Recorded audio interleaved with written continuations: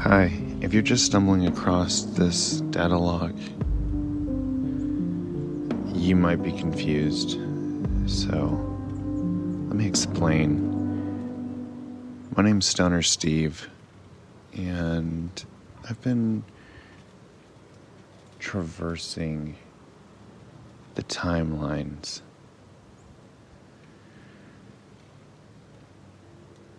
in my trusty time ship with a few crewmates on board. I'm recording our adventures by the use of my smartwatch,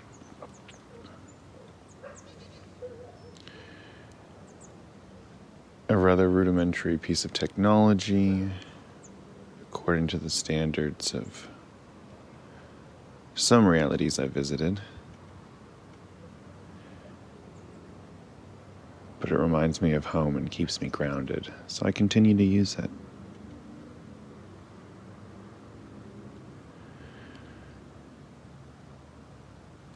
Today we're traversing through Connecticus, Branchicus 3-4.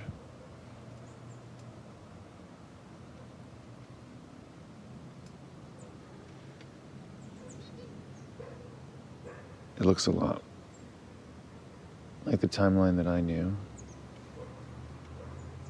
but I know there's some key differences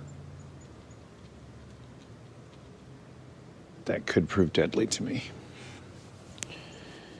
So I will remain in my force bubble.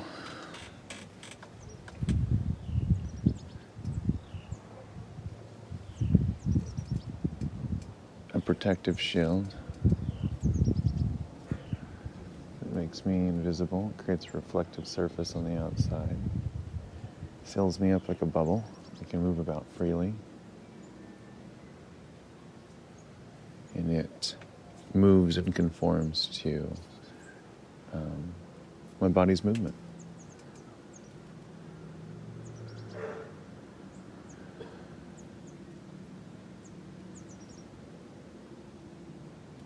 I just have to be conscious of the drain,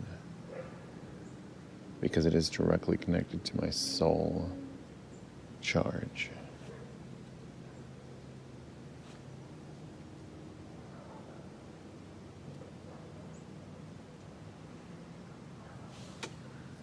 Well, that's this glass gem-like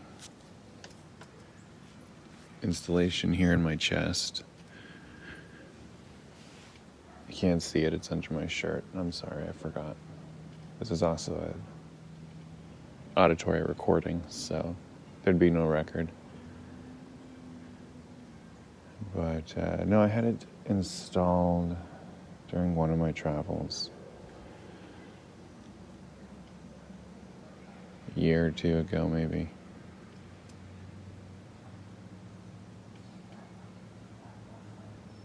And it comes from the culture of crystals, and somehow it helps you to harness energy. I usually just charge through the sun. It's quick, but a full moon or a bright moon does it well.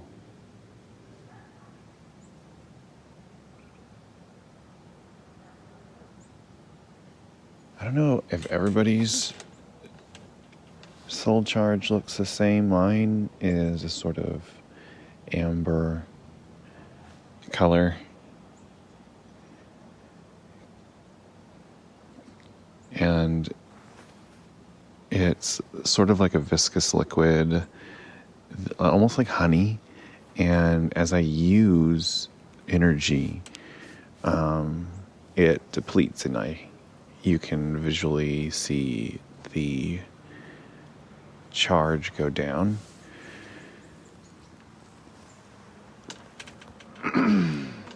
I was taught the meditation practice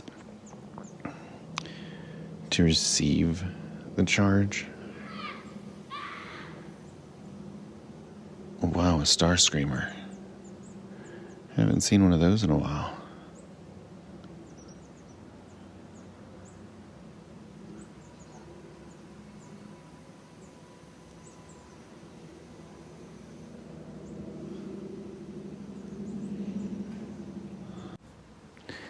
Today's episode is brought to you in part by Cosmic Log, the last piece of wood you will ever need to buy. Harness the power of the dark side to heat your home. Be warm this holiday season with Cosmic Log. Now back to the show.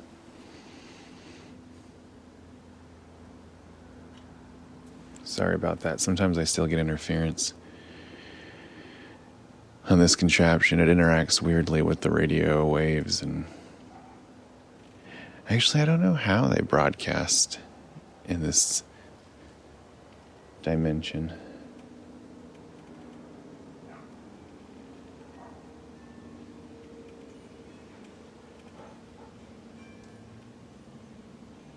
So anyways, yeah, the meditation, I guess that's the word for it. It's almost like plugging into the Tesla power charge, you know? I think they have those at the time that you'll be listening to this.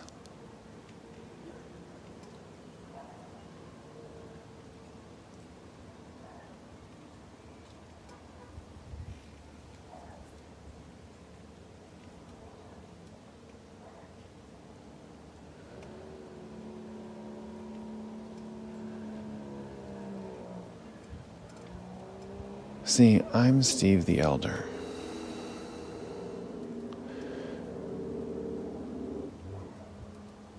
But there is a younger version of me. Well, a few younger versions of me that do exist.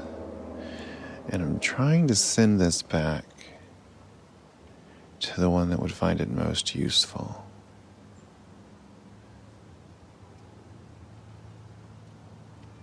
But I've been broadcasting a few times. I've been broadcasting for a while now, so we'll see if it works this time.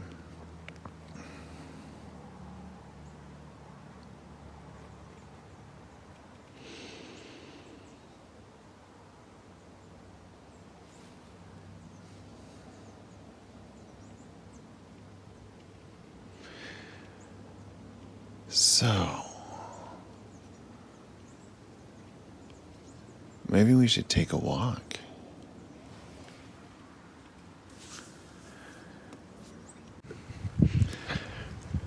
All right, so I'm taking a walk.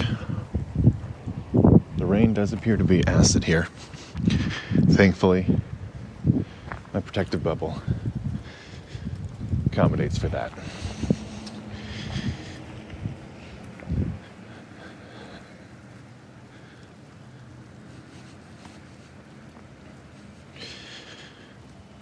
The beings are rather aggressive.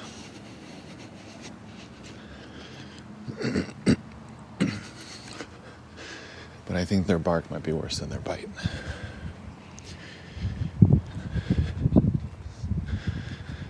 So where were we? Oh yeah, talking, right? About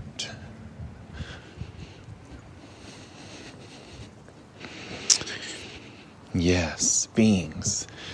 So, time. Time is based on perspective. How you understand time is how you can travel through time. Good boy, good puppy.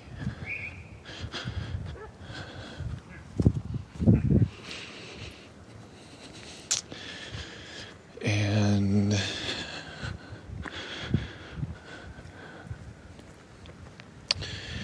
what we're thinking is, well, how I understand time is that it's flat. It all exists at once. And so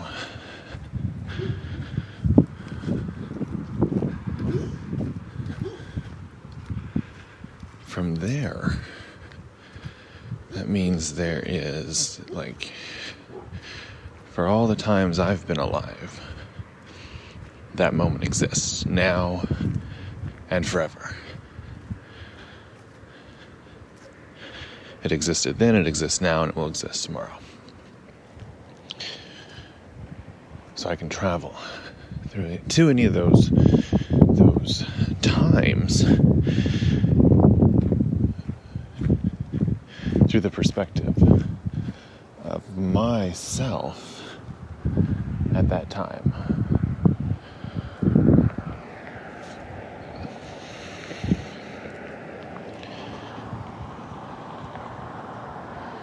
So there's Steve the younger, Steve the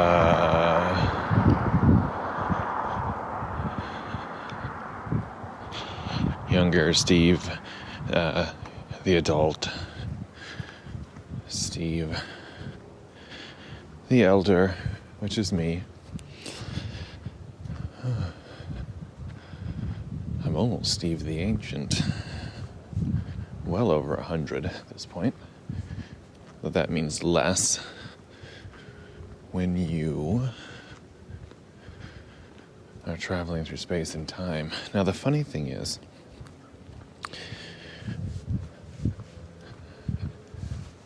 for each decision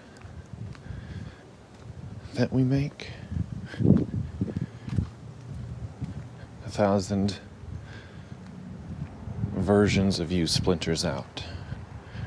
The one that you know and are conscious of, and the versions of you that made other decisions. And you can think of all the countless decisions that you make on a daily basis, and some seem small, some seem big, but decisions add up. Decisions add up.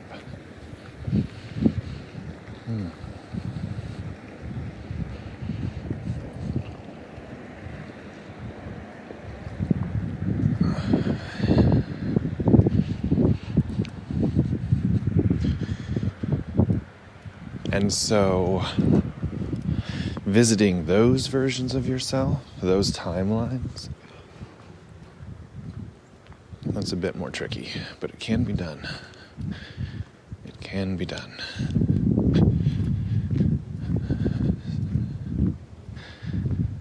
So, big kahuna. So,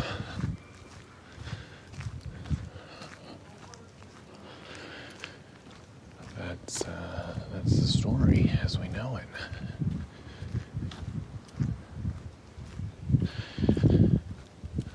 So why did we come here to this timeline? Great question. As good as any. When you've been traveling as long as we have, you do kind of need a reason. Otherwise, what's the point? But that is the point of existence. To make decisions and experience things.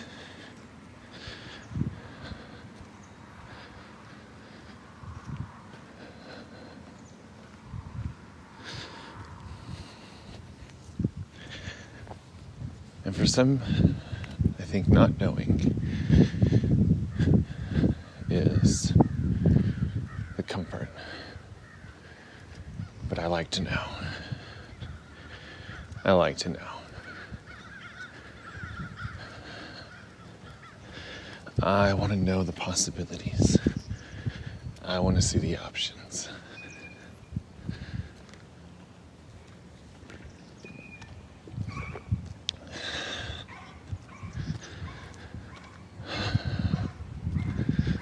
I want to know.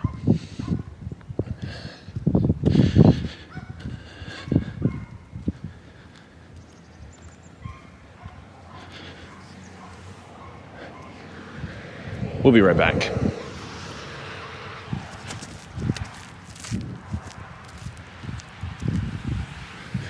Today's episode is brought to you in part by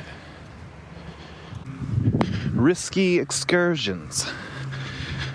Does your life lack adventure? Do you wish there was more? We can take you to the edge of the galaxy and back. risky excursions. You may not make it, but you'll have a heck of a time. Now back to the show.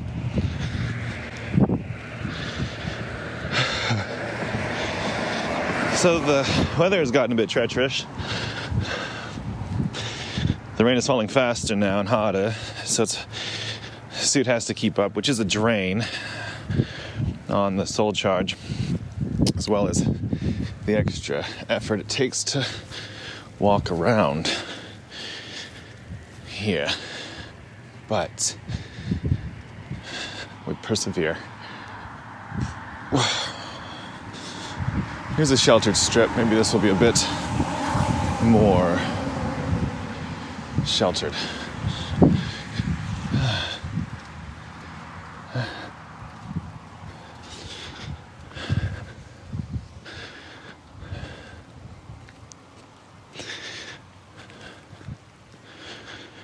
I introduced this story for a reason.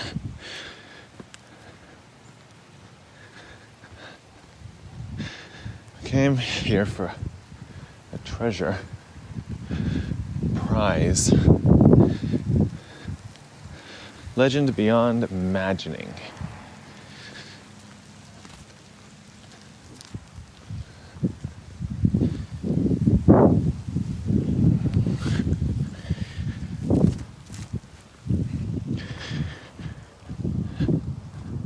I was adjusting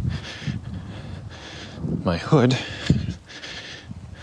The protective bubble, the shield, doesn't help against the elements, unfortunately. But I'm wearing the best that I can afford in exploration gear. It's adjustable for different elements by removing different layers.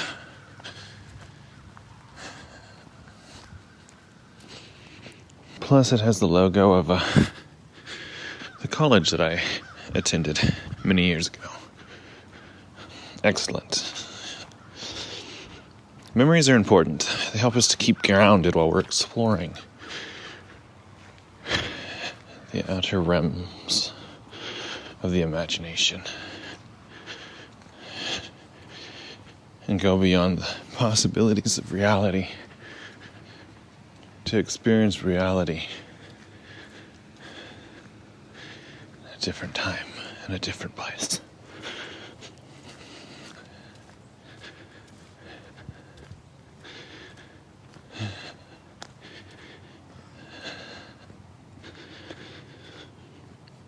The treasure we came to find, rumored to be beyond description,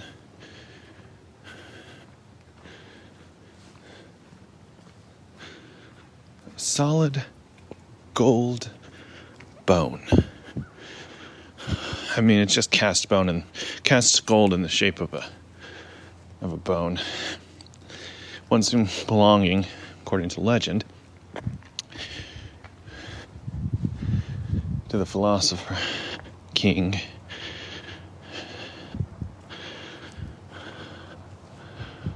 Horace Barkensis.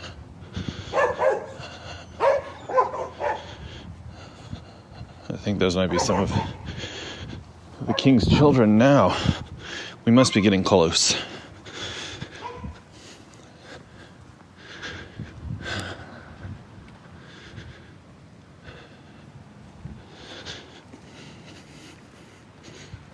So why did I first start traveling? It's a great question. It's a great question. Hold to that thought, please. I have an incoming transmission. And pushing buttons and pulling up the screen. Yes, what can I help you with?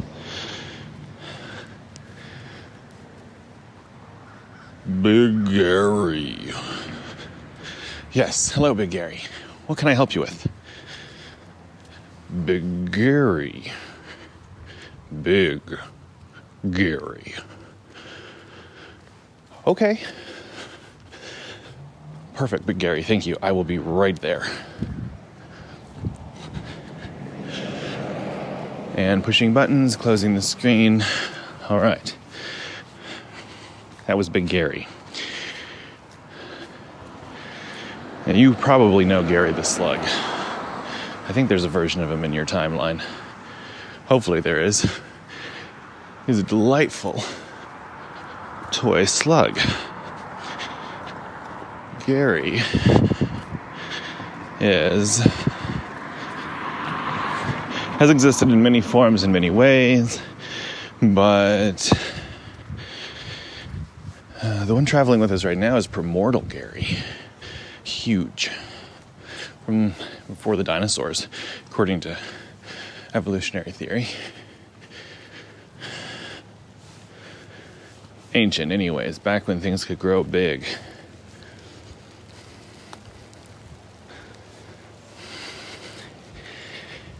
Anyways, Big Gary's great.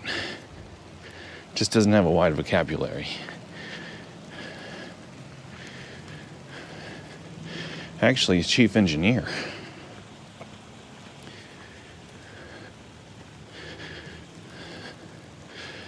I believe that engineering should be creative, because I know nothing about it, so I leave it to the experts.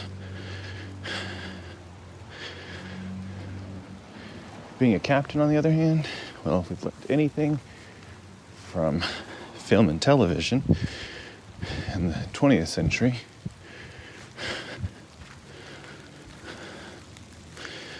then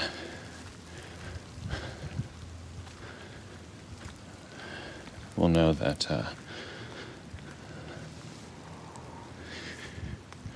being a captain means having charisma. And that is something that StonerSteve possesses in spades across the timelines. Okay. I've reached a crossroads, and I think we should rest for a moment.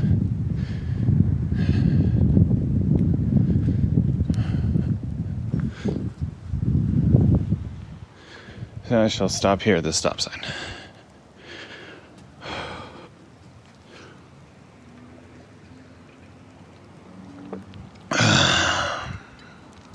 Just taking in some sustenance. Caffeine addiction is one of the things that I've brought with me to my travels. It's delightful. And since I'm making up this story, it's bountiful. Somehow coffee has existed in every timeline I've visited. Well, I guess I also do bring a reserve with me at all times and then spread it through. But, I don't follow the creed of do not interfere. My crew and I answer to no one. We follow our own lead. Wherever that may go. Often back home by 6. Well, 9 if we hit 4:20 pretty hard. 4:20 p.m. The traditional time for explorers to gather together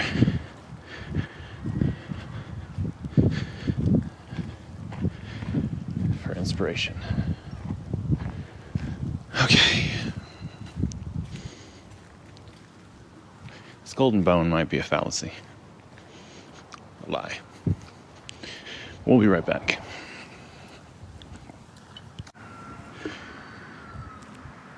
Well, the quest for the golden bone must continue. I'm heading to engineering to meet up with Big Gary. When I say huge, I mean huge, guys.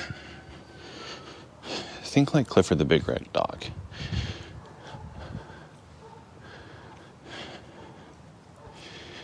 Hey Gary, what's good? Big Gary. Big Gary. Big Gary. Interesting. So you're saying our last run-in with the Canititus locals was detrimental to the health of the ship. Big Gary. Okay. Well, that's good to know.